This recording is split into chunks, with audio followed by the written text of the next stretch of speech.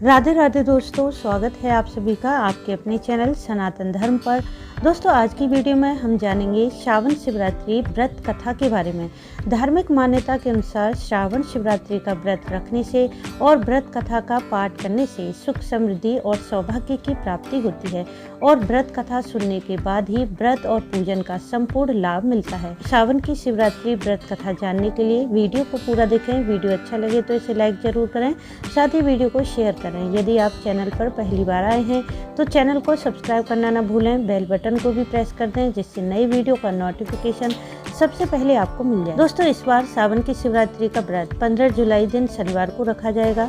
शिव पुराण के अनुसार जो भी साधक सावन में पड़ने वाली शिवरात्रि का व्रत जाने या अनजाने भी कर लेते हैं, उसे भगवान शिव की कृपा अवश्य प्राप्त होती है। उस साधक को कभी भी यमराज के दर्शन नहीं होते। इस दिन भगवान शिव का जलाभिषेक, रुद्राभिषेक करने से भोलेनाथ की कृपा अति शीघ्र प्राप्त होती है। सावन की शिवरात्रि पर भोलेनाथ सहित मां पार्वती का विधिवत पूजन करने से और व्रत कथा सुनने और पढ़ने से व्रत करने वाले और बिना व्रत करने वाले साधक को भी इस व्रत का संपूर्ण लाभ मिलता है। तो चलिए श्रवण करते हैं सावन शिवरात्रि व्रत कथा का। शिव पुराण में वर्णित है कि शिवरात्रि कथा के अनुसार एक गांव में एक शिकारी रहता था। वह जानवरों को मारकर अपने परिवार का पालन पोषण करता था।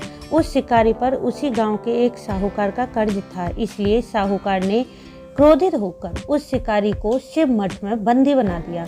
संयोगवश उस दिन शिवरात्रि का दिन था। उस दिन साहूकार के यहाँ शिवरात्रि की पूजा हो रही थी। तब शिकारी ने बड़े ध्यान से भगवान शिव की धार्मिक बातें सुनी। चतुर्दशी को उसने शिवरात्रि व्रत की कथा सुनी और शाम होते ही साहूकार ने उसे अपने पास बुलाया और ऋण चुकाने के लिए कहा। तब शिकारी ने सारा ऋण चुकाने का वचन देकर बंधन से छूट गया और रोज की भांति शिकार करने के लिए जंगल में निकल गया। परंतु पूरे दिन बंदी गृह में रहने के कारण वह भूख और प्यास से व्याकुल था। जब अंधेरा हो गया तो उसने विचार किया कि आज की रात जंगल में ही बितानी पड़ेगी। यह सोचते हुए वह शिकारी वहीं पर तालाब के किनारे लगे बेल वृक्ष पर जल लेकर चढ़ गया। उसी बेल वृक्ष के नीचे एक शिवलिंग था जो पत्तों से ढका हुआ था, परंतु शिकारी को यह पता नहीं था। जब वह बेल वृक्ष पर बैठकर किसी शिकार के आने की प्रतीक्षा कर रहा था तो उस समय बेल वृक्ष की पत्तियों को तोड़ तोड़ कर नीचे फेंक रहा था और यही बेलपत्र नीचे शिवलिंग पर गिर रहे थे। और क्योंकि वह भूखा प्यासा भी था तो उसका निर्जल उपवास हो रहा था। जब रात्रि का एक प्रहर बीता तो एक गर्भवती हिरनी पानी पीने के लिए तालाब पर आई।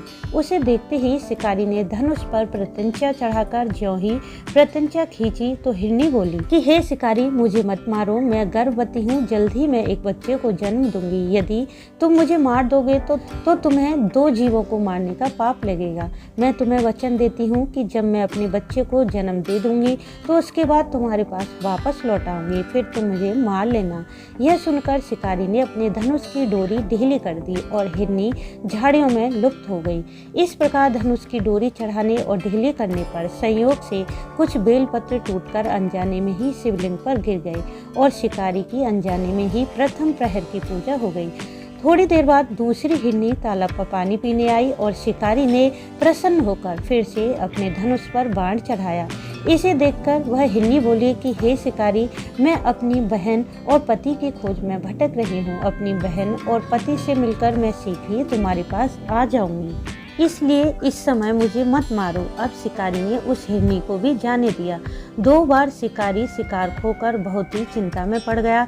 रात का आखिरी प्रहर भी बीतने वाला था और इस बार भी धनुष से लगकर कुछ बेलपत्र शिवजी पर गिर गए और शिकारी की दूसरे पहर की भी पूजा संपन्न हो गई। उसी समय एक और हिरनी अपने बच्चों के साथ उधर से निकली। शिकारी ने उनको देखकर फिर से अपने धनुष पर तीर चढ़ाया।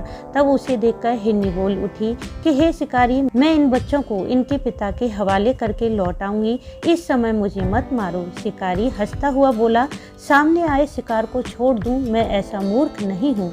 इससे पहले भी मैं 2 बार अपना शिकार खो चुका हूँ। मेरे बच्चे भूख प्यास से व्याकुल हो रहे हैं।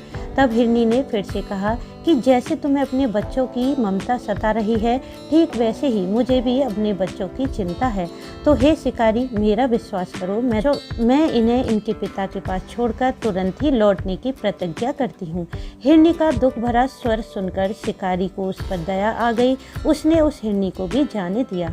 अब शिकार के अभाव में भूख प्यास से व्याकुल शिकारी अनजाने में ही बेल वृक्ष के पत्ते तोड़ तोड़ कर नीचे फेंकता रहा। सुबह होने को थी, तभी एक मृग उसी रास्ते पर आया। शिकारी ने सोच लिया कि इसका शिकार वह अवश्य करेगा। शिकारी की तनी हुई प्रत्यंचा देखकर मृग बोला कि हे शिकारी, यदि तुमने मुझसे पूर्व आने वाली 3 हिरनियों और बच्चों को मार दिया है तो तुम मुझे मारने में एक क्षण भी मत लगाओ, क्योंकि उनका वियोग मैं सह नहीं सकता। परंतु यदि तुमने उन्हें जीवन दान दे दिया है तो मुझे भी एक क्षण का जीवन दान देने की कृपा करो। मैं उनसे मिलकर तुम्हारे सामने शीघ्र ही उपस्थित हो जाऊंगा। मृग की बात सुनते ही शिकारी के सामने पूरा रात का घटना चक्र घूम गया। उसने सारी कथा मृग को सुना दी। तब मृग ने कहा कि मेरी तीनों पत्नियां जिस प्रकार प्रतिज्ञाबद्ध होकर गई हैं, मेरे मरने के बाद वे अपने धर्म का पालन नहीं कर पाएंगी। अतः जिस प्रकार तुमने उन पर विश्वास किया है उसी प्रकार मुझ पर भी विश्वास करो और मुझे छोड़ दो। मैं उनके साथ शीघ्र ही उपस्थित हो जाऊंगा। तब शिकारी ने उसे भी जाने दिया। इस प्रकार सुबह हो गई। दिन भर उपवास करके रात्रि जागरण तथा शिवलिंग पर बेलपत्र चढ़ने से अनजाने में ही शिवरात्रि की पूजा उसकी पूर्ण हो गई। अनजाने की हुई पूजा का परिणाम उसे तुरंत मिल गया। शिकारी का हिंसक हृदय निर्मल हो गया, उसमें भक्तिभाव का वास हो गया।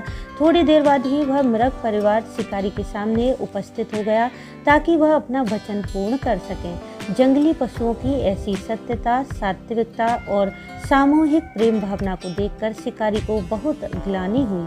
उसने उन सबको छोड़ दिया और यह प्रण किया कि वह कभी भी जीव हत्या नहीं करेगा। अनजाने में शिवरात्रि के व्रत का पालन करने पर शिकारी को मोक्ष की प्राप्ति हुई। जब उसकी मृत्यु के समय यमदूत उसे लेने आए तो शिवगणों ने उन्हें वापस भेज दिया और वे शिकारी को शिवलोक ले गए। दोस्तों, यह थी शिवरात्रि व्रत कथा, जिसे सुनने और पढ़ने से भगवान शिव की कृपा मिलती है। यदि यह वीडियो आपको अच्छी लगी हो तो इसे लाइक करें, शेयर करें, साथ ही चैनल को सब्सक्राइब जरूर कर लें। बेल बटन को प्रेस कर लें जिससे नई वीडियो का नोटिफिकेशन सबसे पहले आपको मिल जाए। वीडियो अंत तक देखने के लिए आपका धन्यवाद। राधे राधे।